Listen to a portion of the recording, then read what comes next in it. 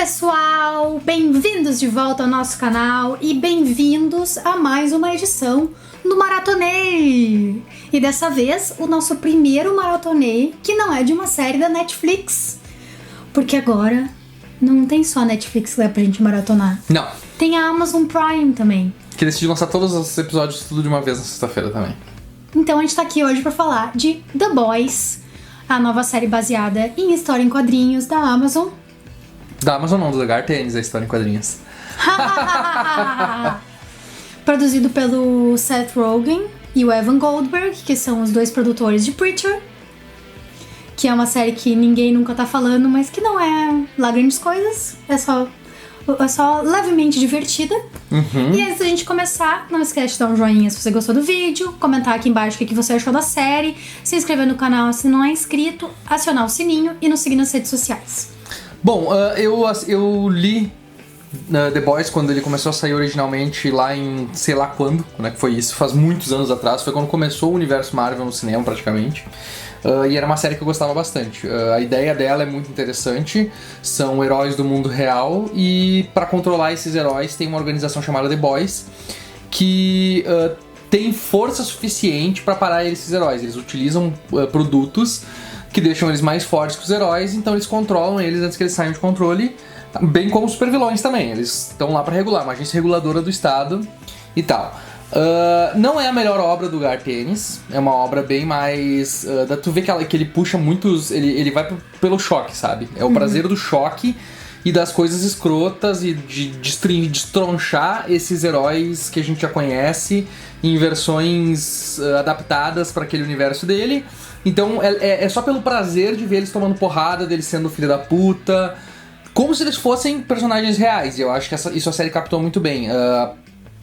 Eu ficaria apavorado se a gente tivesse heróis aqui de verdade, porque a gente sabe... Porque eles seriam exatamente que nem The Boys. Eles seriam exatamente Eles não que nem The seriam Boys. que nem o Batman, que nem o Super-Homem, Homem de Ferro, Capitão América, que eles sabem que eles são fortes, eles sabem que eles têm um dom e eles precisam usar esse dom pra proteger o mundo, porque isso é o certo. Não, eles iam ser corrompidos por drogas, por sexo, por dinheiro, por agenda tudo política, agenda religiosa. Exatamente, moral e bons costumes, pegada a hipocrisia. Exatamente. Então, eu gostei muito quando eu comecei a assistir o primeiro episódio dessa série e eu vi que eles... aquele episódio ele captou excelentemente a essência de The Boys. Ele adaptou bem para esse novo universo, porque enquanto lá era muito mais com a questão das comics, dos quadrinhos, e eles utilizavam muito essa ideia assim, nós estamos criando um novo quadrinho onde vai explicar melhor a origem do personagem e esse tipo de coisa, sabe? Tipo, era muito mais focado nos quadrinhos mesmo, com alguma coisa de cinema. Aqui não, aqui eles estão falando do MCU, do DCU, enfim, eles tratam a corporação como sendo a Disney, basicamente, assim. E eu gostei dessa adaptação, gostei da forma como eles trataram tudo, e até o final do segundo episódio eu tava com bastante fé. E a partir dali a série, pra mim, começou a lentamente perder o peso que ela tinha, essa capacidade de adaptação. E assim como Preacher, ela não cumpriu o que prometeu. Altos e baixos de pequenos momentos que são muito divertidos de assistir, mas pra tu chegar nesses momentos foi meio difícil. Eu concordo com o Misa que, tipo, os primeiros 2 episódios foram maravilhosos. Quando a gente conheceu o Hugh e a gente viu a namorada dele sendo morta pelo A-Train, e quando a gente conheceu a Annie, que ela tinha sido treinada pra ser essa nova membro do set desde o começo, e quando a gente vê o Profundo querendo que ela chupe o pau dele e ameaçando ela bem a sombrio. ser tirada, e ela tipo tendo aquele baque instantâneo no momento em que ela botou o pé na sala da justiça. Ela já teve uma dose de realidade pra tirar ela das nuvens. E daí a gente tem esse contraponto que o Hughie também era um super fã de super-heróis. E daí o mundo dele cai quando a namorada dele é morta e o super-herói não tá nem aí. E ela também, o mundo dela cai quando ela nota como eles são corrompidos, horríveis, e como eles são só uma sombra do que ela viu, porque ela tem uma parte muito boa que ela fala pra Maeve, que ela sempre admirou muito ela, que ela leu a biografia dela 1000 vezes, como ela tinha parado o ônibus e quebrado os braços, e que agora eu consigo ver que foi só escrito pelo marketing. Coisa do marketing, aquilo é muito maravilhoso. Massa. Inclusive, eu acho que a Maeve foi a personagem mais subaproveitada dessa série. Porque ela é aquela super heroína que ela um dia foi que nem a Anne, e ela bateram tanto nela, metaforicamente, que ela virou uma pessoa que, tipo, não tá nem aí pra nada. Exatamente. Mas podia ter explorado melhor o passado dela, o relacionamento dela com a namorada dela, porque teve aquele momento do reality show que eles gravaram a conversa dela e aquilo foi um setup sem payoff. Eu acho que eles estavam esperando pra payoff na próxima temporada, só que esse é o problema, né? Tu fica só criando setups pra próxima temporada e aí a tua temporada acaba sendo um pouco vazia. Por isso que eu não gostei do último episódio. Eu achei o último episódio muito anticlimático, porque... E isso que me entristeceu, isso me lembrou muito Preacher, porque a cena final do segundo episódio pra mim estabeleceu que o Hugh ligou o foda-se. Ele explodiu o translúcido, sabe, tipo, assumia, eu podia ter deixado o cara sair, ele podia ter tido aquela cena clássica, eu até falei pra Maria, dos dois brigando, e ele tendo que apertar o negócio, forçando ele a explodir o cara, e aí seria contragosto. Não, foi uma decisão completamente consciente dele de explodir o cara. E eu pensei assim, não, a partir de agora, foda-se, ele vai quebrar o pau. Quando der o rolo com a namorada dele, que esqueci o nome agora, a Anne. Que esqueci o nome da personagem, Starlight. Quando der o rolo com a Starlight, vai ter essa pequena questionamento dele, mas de resto ele vai fuder com os heróis. Só que ele continua se questionando sobre isso durante toda a temporada. Sim. E aí no último episódio, que deveria ser então a desforra dele, ele ligando foda-se de vez, ele salva a vida do A-Train. Tipo, eu não entendi por que eles desenvolveram o A-Train, tu não precisava. É porque, assim, a HQ, eu sei que a HQ é uma outra coisa completamente diferente. Claro, mas a gente tem que analisar as mudanças que foram feitas e por que essas mudanças foram feitas. Pois e eu não entendo porque, assim, é que a HQ é tão enérgica. O Garth Ennis, e no Preacher também, assim, o Garth Ennis escreve com uma impetulância, ele quebra pau, ele choca, ele...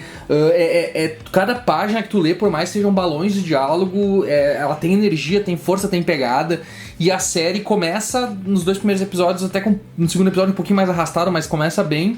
E aí começa a enrolar com um monte de draminhas, sabe? Uns sentimentalismos baratos que ele faz piada na HQ com sentimentalismo barato. Tem uma cena muito engraçada que o Butcher é outro personagem. O Butcher...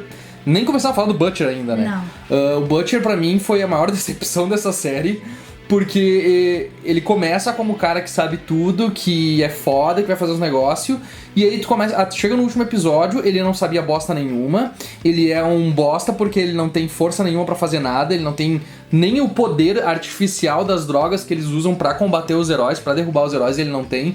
É tipo assim, é meio na cagada que ele consegue fazer as coisas, e aí no final toda a motivação dele... foi meio que, tipo, cagada, assim, tipo, não tinha uma motivação real, sabe? Tipo, não aconteceu nada daquilo que ele tava falando. E eu fiquei tão puto com isso, nossa, destruíram o personagem completamente. Eu acho que a principal crítica que eu tenho ao arco do Butcher é o show don't tell. Sim, sabe? Eles pretendiam, desde o começo, nos mostrar o que aconteceu com a Becca. Então por que a gente precisava ter o Butcher sentado num banco com o Hugh e contando pra ele o que aconteceu com a Becca? Pra gente ter uma visão errada, pra enganar a gente só. Pra gente ver isso 2 vezes? Porque a gente vê que ela sumiu, a gente vê ele vendo ela entrando no quarto com o Homelander. Capitão Pátria. Com o Homelander e saindo como se eles tivessem feito sexo 3 horas depois, sabe? A gente vê tudo isso. No momento que ele diz então, eu não acho... porque é diferente, por exemplo, o que o cara, o cientista, falou pro Homelander sobre o filho dele. Porque ele mentiu. Então a gente vê ele mentindo e ao mesmo tempo que ele tá mentindo, a gente vê o que aconteceu. Tá, é mentira. Mas ali o Bush tá contando o que realmente aconteceu com ele. Então aquele seria o bom momento pra, tipo, tá, o Butcher tá ali sentado, ele começa a contar e aí a gente começa a ver. E quando a gente termina de ver, dá a entender que era ele contando pro Hughie. A gente não precisa que ele conte, o Hughie fica com aquela cara de bunda, porque ele não precisa saber sobre ter esse tipo de motivação. É a mesma motivação que a dele. Sim. sabe? Eles não precisam, eles podem só saber que eles têm a mesma motivação e, sabe, tipo, tudo bem. Mas não, daí depois, alguns episódios depois, a gente vê a história dela sendo contada em pedaços. A gente já viu isso. E o pior de tudo é que no momento que a gente vê o Homelander dizendo que, tipo, o que aconteceu com a Becca, automaticamente a gente chegou à conclusão de que não tinha acontecido bosta nenhuma com ela. E quando eles dizem, mas aí teu filho morreu, óbvio que o filho dele não morreu. Sabe? Tipo, são coisas que são tão óbvias que eles ficam tentando manter como segredinho do espectador, que eu acho que não era necessário manter como segredo do espectador. E o que torna o personagem que todo mundo tá dizendo, nossa, mas ele é fodão, ele é fodão. Não, ele não é fodão, ele é um banana. Ele é um banana e um boca aberta, porque ele deixou passar, deixou todos os amigos dele se fuder porque ele não quis se associar à CIA. Sabe? Porque, mas se eu não pegar o Homelander, então não vai... Não vale a pena. E aí todas aquelas coisas legais que eles fizeram, que são de shock value, pra te chocar, pra te deixar de boca aberta, perdem um pouco da graça se teus personagens são meio bundões, assim, no final das contas. Por isso que era tão legal o setup original das comics, e que eu acho que vendeu a ideia de fazer essa adaptação das comics, porque eles são muito fodas, eles sabem o que eles estão fazendo, eles não têm dúvida do que eles estão fazendo, sabe? Sempre tem um plano B, eles sempre tem uma forma de sair do buraco, e isso que tornava tão difícil, porque tu sabia que eles podiam se fuder e no final eles iam acabar com a raça dos caras. Ia ser aquele prazer de ver as coisas sendo... Os vilões sendo destruídos, aquele prazer quase primitivo que a gente tem de ver os filhos da puta se fudendo. Todos os desenvolvimentos deles. O French, que começou com um personagem ótimo, que é o cara que descobria como derrotar os supers, virou o cara que cuida da mulher, da Kimiko. Sim, no momento que é uma personagem que já tava que nas HQs já começa com ela no negócio. Sim, no momento que a Kimiko entrou, o French perdeu todas as habilidades que ele tem, porque ele só servia no plot pra cuidar da Kimiko. Tanto é que ele nunca mais usou essa habilidade pra nada, né? Exatamente. E daí o Mother's Milk, eu acho que ele entrou e passou, tipo, batido. O que ele fez? Nada. O que o Mother's Milk fez? Ele fez o contato com o rei Joe Osment lá. E foi isso. Que fudeu todo mundo. E que também não teve o final de... Eu pensei que pelo menos o Butcher vai matar ele. Não aconteceu nada com ele, só quebrou o braço dele e foi isso. Ele bateu com a cabeça dele na pia. Mas foi bem cruel. Mas foi assim também. Foi bem cruel, não. Foi uma das cenas...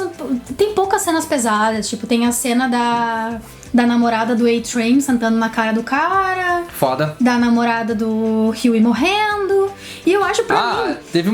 Mas teve algumas coisas que foram muito boas e eu gostei bastante. Uma delas foi a cena daquela do avião. Que eu achei que foi muito massa aquela cena. Foi muito massa. Porque tava assim, naqueles primeiros episódios ele tava mantendo um ritmo legal ainda, assim, sabe? Mostrando os caras pau no cu, mostrando o Dipsy começando a se fuder, mostrando... Aí quando começou a desenvolver mais pro lado da Starlight, do Rio e o relacionamento deles, aí que a coisa começou a, tipo... Sabe? Parece que perderam a mão ali nesse momento. Mas olha como ela é legal. Mas olha como ela é legal, mas olha que nem todos. Olha como ela é legal. Olha como o relacionamento deles é bom, olha como ela é legal. É que é tão legal a forma como se desenvolve, porque ela é essa guria que ela veio de um grupo cristão, aí ela encontra o namorado dela, que era daquele grupo cristão, traindo ela com a super freira, sei lá, que é uma mulher que se veste freira, que é da mesma equipe, e ela fica putaça e tudo começa a desmoronar na vida dela, sabe? E aí, tipo, ela chega assim e olha pra cruz e fica puta na cara com Deus, sabe? Tipo, ela tá nos pés da égua e o Huey tá ali pra ser o apoio moral dela, e os dois se apoiam mutuamente. Só que o legal é que o Huey não tem medo de matar, não tem dó, sabe? Depois que ele mata o primeiro, ele vai atrás dos outros e ele, sabe, ele mata mesmo. Ele não fica tendo dúvidas do que ele tá fazendo. E eles ficam dando essa suavizada. Pra que suavizar? Não tem por que suavizar. Não tem por que suavizar, tu já começa chocando a gente. Sabe, tu já começou chocando a gente com duas cenas absurdas. Não tem problema tu continuar chocando a gente. Só que eles bem que parece que tem que dar uma dosada, tem que diminuir, eu não sei o choque, não sei qual é o problema. Eu acho que o choque deles era querer mostrar cada vez mais como o Homelander é pau no cu. E aí umas cenas gore nada a ver, tipo a do golfinho sendo atropelado. Que eu vou ser bem sincera, a história do Profundo foi a mais legal da série. Eu acho que como ele se mostrou inepto, como ninguém acredita nele, e como depois ele é relegado a uma cidadezinha no interior, do meio do nada. Foi ótimo. Como ele não consegue salvar nem a lagosta no supermercado, e isso foi sensacional. Foi muito boa, é muito sabe? merda. Foi muito boa a história Ele é dele, muito mas eu merda. acho que ele deixou a desejar com todos os outros personagens. Sim, exatamente. E o A-Train também, eu não sei por que eles tiveram que dar tanto desenvolvimento pro A-Train, que é só um babaca, filho da puta, que é drogado e que usava as drogas pra poder se dar melhor que os outros e... Enfim, me deixou... Foram algumas coisas que não fizeram muito sentido pra mim. O fato de eles terem seguido o A-Train pra tentar pegar o esteroide dele na corrida, que era o lugar mais inapropriado pra tentar fazer isso, mas... Enfim... Só que o que me chateia é que novamente a gente tem uma série do Garth Ennis, que é um excelente escritor, como eu já disse, assim como ele escreveu Preacher, que é maravilhosa, produzida pelo Seth Rogen e pelo Evan Goldberg, que não consegue se fazer jus ao material original. Não consegue ter a energia, não consegue manter o pique, não consegue desenvolver os personagens de forma tão boa, não consegue criar uma história que cumpre, que promete e cumpre aquilo que prometeu, sabe? Tipo, ela é tão bem feita pra pegar as pessoas no primeiro episódio que eles... E depois ela larga. E ela larga, e aí tipo as coisas não se completam. Porque Preacher são 3 temporadas que a gente teve de Preacher, e as 3 temporadas começam assim, nossa, que episódio foda, cara, agora vai. E chega no final, porra, tudo mal desenvolvido, um monte de coisa que não precisava ter, um monte de filler. Mesma coisa com The Boys. Começou bem, chegou no final, não era a mesma série, uma série completamente diferente, completamente boi. Eles perderam a coragem. Eles perderam a coragem. Mas por quê? Não sei. Eles quiseram colocar no trailer que eles iam ter coragem de adaptar essa série. Eles botaram nos primeiros 2 episódios, olha só como essa série vai ser foda. Contraversão, sexo, drogas, rock and roll, sabe? Tipo, pintos nos primeiros episódios. Olha o pinto. Pinto, essa série vai ser ousada. Ousada. E aí, não, sabe o que? Não, vamos voltar pras coisas formulaicas, porque senão ninguém vai querer acompanhar. Sim. Mas sabe o que eu tô esperando muito? Que chegue Watchmen em outubro e que a HBO soque tanto a bota que a Amazon resolva tomar tino e fazer uma coisa mais corajosa. Pois é, e o Watchmen a gente sabe que pelo menos a gente tem um nome confiável no roteiro e na produção, que é o Damon Lindelof, que não costuma se poupar. Não costuma? Não costuma medir esforços pra não. passar o que ele quer passar. Porque eu não sei o que The Boys quis passar. Também não. Qual a mensagem que The Boys quis passar? O que tudo aquilo ali quis dizer? Eles vêm com aquelas criticazinhas superficiais de ai, patriotismo, olha como o patriotismo é ruim. E aí, tipo, nossa, tá, e o plot isso. deles entrar no exército e estão criando terroristas. E, tipo, isso é o mínimo. É a coisa mais esdrúxula e a maior coisa que eles estão tentando fazer nessa temporada. Só que é a coisa que é menos desenvolvida, menos... Porque tudo que importa é o que aconteceu com a mulher do Butcher e como os heróis são corrompidos, etc, etc, etc. Não toda essa conspiração, esse plano da VOT pra botar supers no exército, que no fim a gente descobriu que foi o próprio Homelander que tá criando os terroristas. Daí tipo, quê? What? De onde é que saiu esse plot? É, que parece que eles quiseram, do ponto de vista dele, parece que eles querem criar ele pra se tornar um super vilão.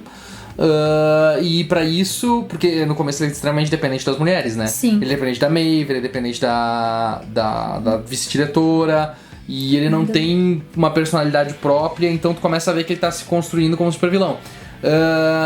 Tanto é que eles inclusive mudaram, porque nas HQs quem estupra a Starlight no primeiro episódio é o Homelander, e ainda vem o A-Train e os outros e também se aproveitam, sabe?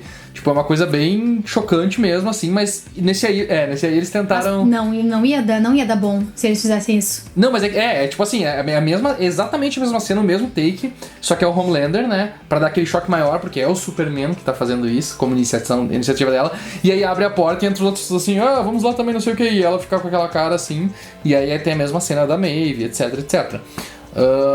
Só que eles meio que tiraram a culpa dele da morte da Maeve, da morte da Becca, e a única coisa basicamente que ele fez foi tipo ser um pau no cu com as pessoas e manipular o governo. Ele matou várias pessoas também, né? Mata as Diversas pessoas, mas... Dentro do universo, isso aí tá normal. Só matou umas pessoas. Nossas principais críticas contra The Boys são questões narrativas. Porque eu acho que de resto é uma boa série, eu acho que tem um bom elenco, eu adoro o Karl Urban. O ator que faz o Rio eu achei muito bom.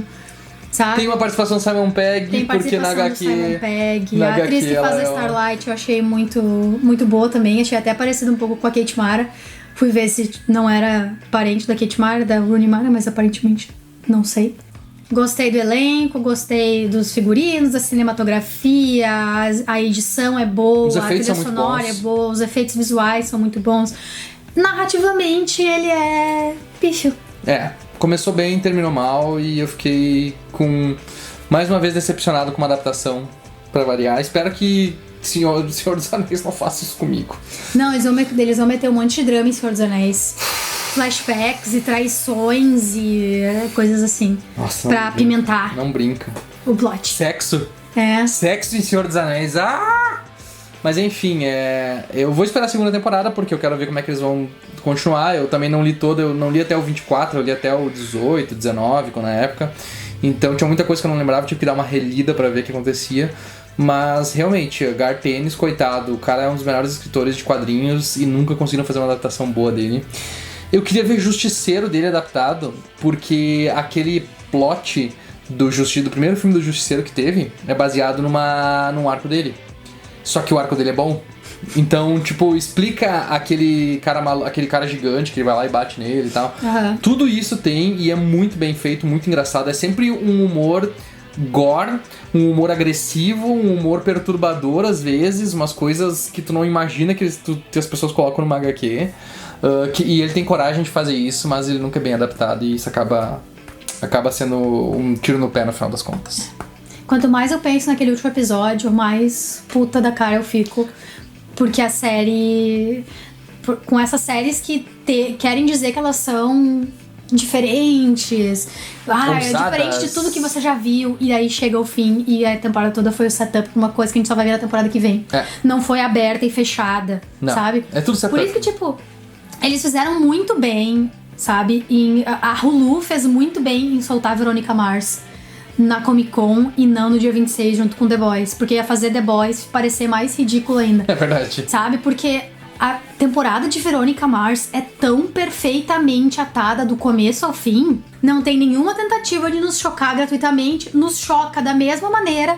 Ela se abre e se fecha em todos os seus 8 episódios. Sim. E ainda deixa uma abertura para uma próxima temporada. Se quiser.